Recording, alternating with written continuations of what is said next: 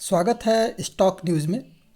इस समय पूरे दुनिया में एक ही बात की चर्चा हो रही है और वो चर्चा है रूस और यूक्रेन के बीच जारी जंग का। और ये चर्चा जो है इस समय केवल चर्चा ही नहीं है बल्कि सभी देश इस समय अलर्ट मोड पर हैं कि उनके पड़ोसी देशों से जैसे संबंध हैं, कहीं जंग की स्थिति उनके पड़ोसी देशों से भी ना शुरू हो जाए।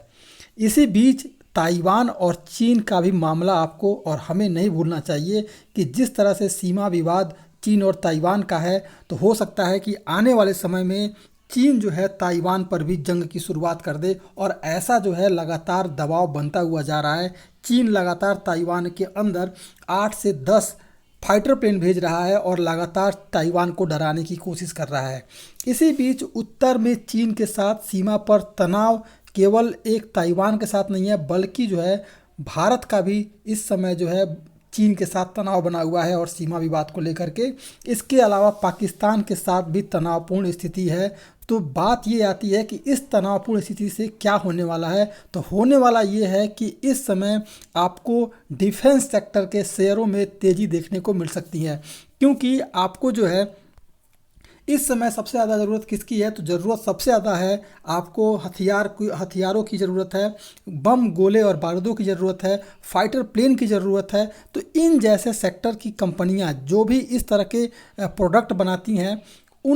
उस कंपनियों के प्रोडक्शन जो हैं अब बढ़ने वाले हैं और उसके बाद से आपको इनके शेयरों में एक तेज़ी बनते हुए देखने को मिल सकती है। तो दोस्तों, हम इस पे आज चर्चा करेंगे और जानने की कोशिश करेंगे कि HAL यानी हिंदुस्तान एरोनॉटिक्स लिमिटेड के शेयर में आने वाले समय में हमें किस तरह की तेज़ी देखने को मिल सकती है और लॉन्ग टर्म के लिए ये शेयर कैसा हो सकता है। तो अगर आप मेरे चैनल पर पहली बार आए हुए हैं तो सब्सक्राइब कर लें ताकि इसी तरह के लेटेस्ट इन्फॉर्मेशन आपको मिलता रहे। बात की जाए आज के इसके क्वांटिटी ऑफ ट्रेडिंग की, तो लगभग जो है 7 लाख के करीब इसमें ट्रेडिंग हो रही है और 25-26% के करीब इस स्टॉक में अभी डिलीवरी उठा ली गई है। देखिए, अभी प्रधानमंत्री ने भी सैन्य उपकरणों के स्वदेशी उत्पादन को प्रोत्साहित करने के लिए सरकार की जो उनकी प्राथमिकता है उसको जो है दोहराया है और कहा है कि सरकार ने यानी प्रधानमंत्री ने ऐसा ऐलान किया है कि सशस्त्र बलों को जहां भी संभव हो आयात को कम करें और उसे रोकने का जो है निर्देश दिया है कि पता नहीं कल जो है आने वाले समय में किस तरह की आपको ज़रूरत पड़ जाए, वो चाहे चाइना के लिए हो जाए या फिर पाकिस्तान के लिए या फिर आपके जो भी पड़ोसी देश हैं, अगर वो जंग की स्थिति अगर चाहते हैं तो फिर इन सब सशस्त्र बलों का जितने भी शस्त्र हैं उनका उपयोग जो है किया जा सके। तो इसलिए आपको जो भी डिफेंस सेक्टर से जुड़ी हुई कंपनियां हैं उनमें इस समय निवेश करने का बेहतरीन मौका है और आपको इन सब सेक्टर में एक तेज़ी बनते हुए देखने को मिल सकती है। अब अगर इस कंपनी के क्वार्टरली रिजल्ट की बात की जाए तो देखने में ये आ रहा है कि जो इसका सेल का ग्राफ है वो लगातार क्वार्टर एंड क्वार्टर बेसिस पर आपको इसमें तेज़ी देखने को मिल रही है। इसके अलावा अगर हम प्रॉफिट की बात करेंगे तो इसका जो नेट प्रॉफिट है इस प्रॉफिट में भी आपको तेज़ी बनते हुए देखने को मिल रही है, यानी कि कंपनी प्रॉफिटेबल है। और आपको जो इस बार का इसका क्वार्टरली रिजल्ट जो था और ईयर बेसिस पर जो रिजल्ट था वो काफ़ी शानदार रहा है। अब बात कर लेते हैं इसके सेल की किया जाए अगर ईयर बेसिस पर, तो इसमें भी आपको तेज़ी बनते हुए देखने को मिल रहा है। इसके अलावा अगर प्रॉफिट की बात की जाए तो नेट प्रॉफिट इस कंपनी का ईयर बेसिस पर लगातार इंक्रीज किया है। अगर इक्विटी ऑफ रिटर्न की बात की जाए तो लगभग इसका 1 साल में 23%, 3 साल में 22 और 5 साल में 22% का रिटर्न इस कंपनी के जरिए मिला है। तो कंपनी कहीं से भी ख़राब नहीं है और जिस तरह के युद्ध की स्थिति बनी हुई है वो आपको इस क्वालिटी के स्टॉक में आपको आने वाले समय में तेज़ी देखने को मिल सकती है। अब देखिए, सबसे बड़ी प्लस पॉइंट क्या इस समय आई है। देखिए, प्लस पॉइंट क्या है आपके पास कि इसके जो प्रमोटर हैं उन्होंने ना एक भी शेयर बेचा है और ना ही एक भी शेयर उन्होंने अपना कम किया है। सबसे बड़ी बात क्या निकल के सामने आती है कि फॉरेन इन्वेस्टर देखिए इस समय इस स्टॉक में अपनी लगातार तेज़ी बनाए हुए हैं, यानी डिफेंस सेक्टर के जितने भी कंपनियां हैं उनमें जो है फॉरेन इन्वेस्टर लगातार अपने होल्डिंग को बढ़ा रहे हैं और लगातार ये इस समय खरीदारी कर। आपको पिछला जो वीडियो मैंने दिखाया था उसमें भी जो बताया मैंने जिस कंपनी के बारे में, उसमें भी अगर आपने नहीं देखा है ज़रूर उस वीडियो को देखिए, क्योंकि डिफेंस सेक्टर की जो भी कंपनियां हैं उसमें फॉरेन इन्वेस्टर लगातार अपनी शेयर की होल्डिंग बढ़ाते जा रहे हैं। एक और बात जो सबसे बड़ी आ रही है कि जो डायरेक्ट इन्वेस्टमेंट जो आपका भारतीय बड़े निवेशक हैं जैसे कि आपके म्यूचुअल फंड वाले, उन्होंने भी इस स्टॉक में देखिए लगभग जो है 13% की शेयर होल्डिंग अपनी बढ़ाई है। पिछली बार की अपेक्षा इस बार जो है लगभग 13% इसमें अपना स्टॉक जो है ज़्यादा खरीदा है। यानी कि फॉरेन इन्वेस्टर और जो आपके म्यूचुअल फंड वाले हैं भारत के, वो इसमें अपना लगातार एक इस स्टॉक में अब तेज़ी बनने का रुख देख रहे हैं, इसलिए लगातार खरीदारी कर रहे हैं। यानी कि एक बेहतरीन मौका है आपको इस क्वालिटी के स्टॉक में निवेश करने का, क्योंकि आपको मैंने दिखा दिया कि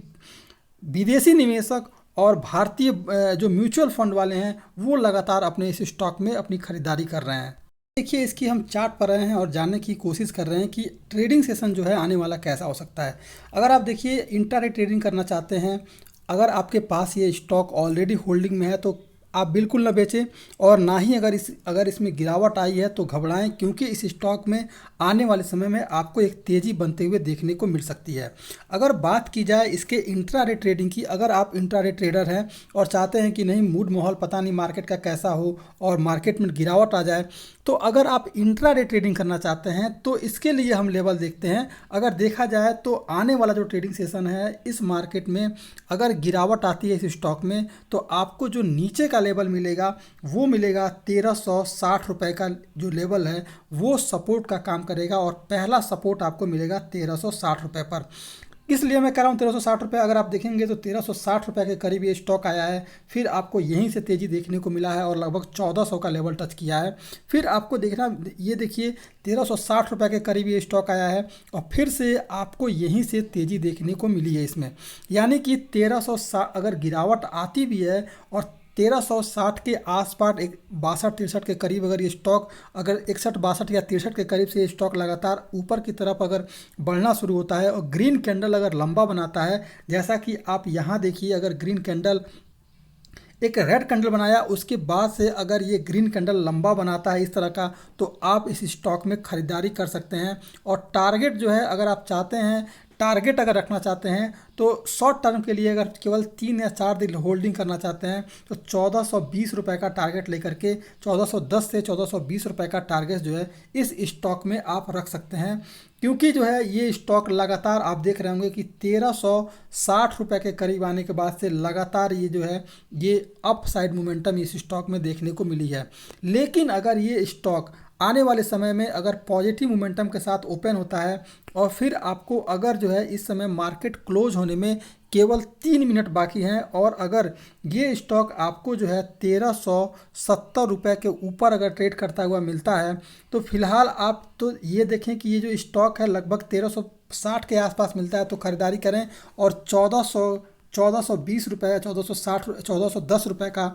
इसमें आप टारगेट लेके चल सकते हैं शॉर्ट टर्म के लिए, केवल 3 से 4 दिनों के लिए। लेकिन मैं तो ये कहूँगा कि आने वाले 3 महीने में देखिए जो युद्ध का स्थिति है वो फिलहाल आने वाले 2-3 महीने तक तो ऐसे ही बना रहेगा, और इसी तरह से आपको तो इस तरह से आपको इन सब सेक्टरों में जो है तेज़ी देखने को मिल सकती है। और भारत सरकार जो भी है वो भी डिफेंस को लेकर के काफ़ी स्ट्रॉन्ग रणनीति अपनाने वाली है, तो आपको जो है इन सब सेक्टरों में एक तेज़ी का मोमेंटम देखने को मिल सकता है। तो ये था हिंदुस्तान एरोनॉटिक्स पर। अगर आप मेरे चैनल पे पहली बार आए हुए हैं तो सब्सक्राइब करना ना भूलें, ताकि इसी तरह के लेटेस्ट इन्फॉर्मेशन आपको मिलता रहे। Thank you.